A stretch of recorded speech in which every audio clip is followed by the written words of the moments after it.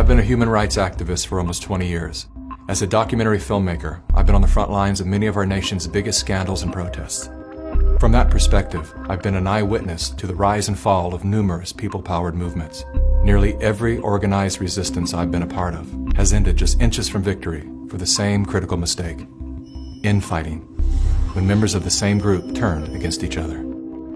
It often begins with whispers about the most prominent spokespeople of the cause. These rumors typically sound like, "I hear John is controlled opposition," or "some people are saying Jane is compromised." While the use of infiltrators and agitators is a very real thing, I've yet to experience one scenario where such a label was accurately applied. And suspiciously, these labels are always branded on the people who are making the most progress. With the degradation of their reputation goes their contribution to your life. Prior to social media, people actually sat down to dialogue through their differences. Today, without solid evidence or sufficient inquiry, we go directly to our keyboards to vent our suspicions.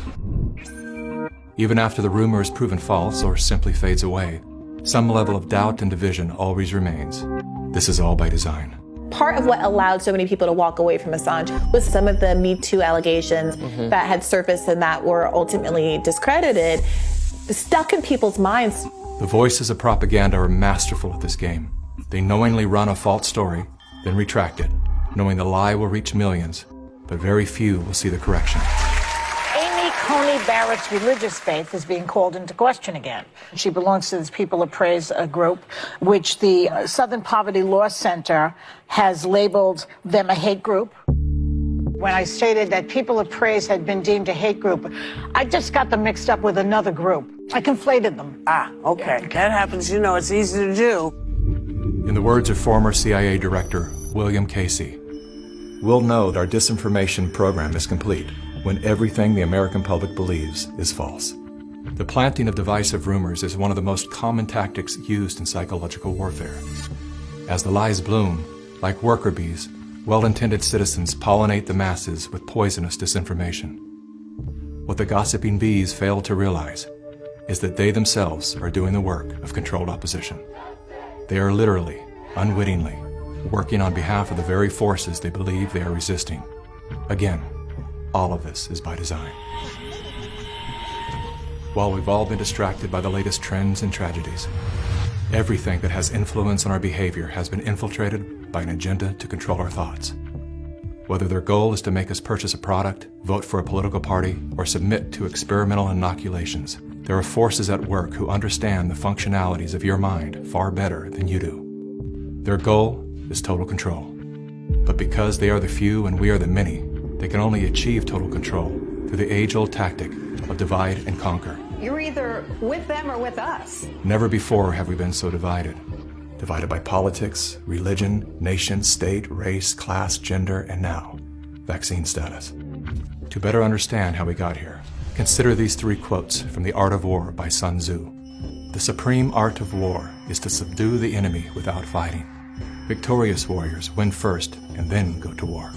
The secret lies in confusing the enemy so that he cannot fathom our real intent."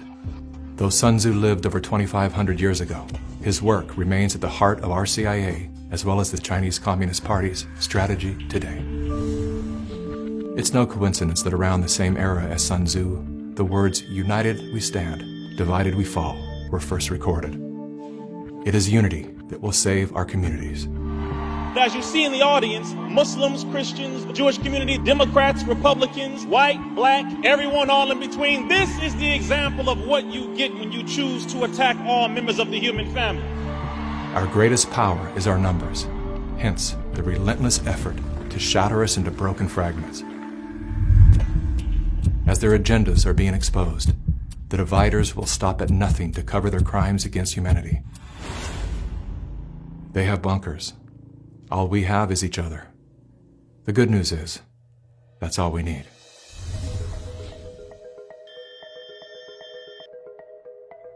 Though we are intrinsically interconnected, our minds are being wired to obsess on our differences. Contrary to social indoctrination, we do not have to be ideologically aligned to stand together. We don't even have to like each other. There is only one thing that we must agree on: that freedom is our birthright. Now is the time to let go of whatever it is you're holding on to that keeps you divided from your friends, family, and fellow humans. Rise above all the micro dramas and distractions to see that a much bigger story is unfolding. Swallow your pride, humble yourself, let it go. I'm not suggesting that we look the other way when someone is clearly thwarting our forward momentum. There are people who deserve to be called out by name, especially those who are undermining our trust in each other. But even then, we should remember that there is a human life being affected by our words. We've been so conditioned to believe we are powerless that we've become careless with our power, like toddlers with loaded guns. How many times do we need to shoot our own foot till we realize that the power is in our hands?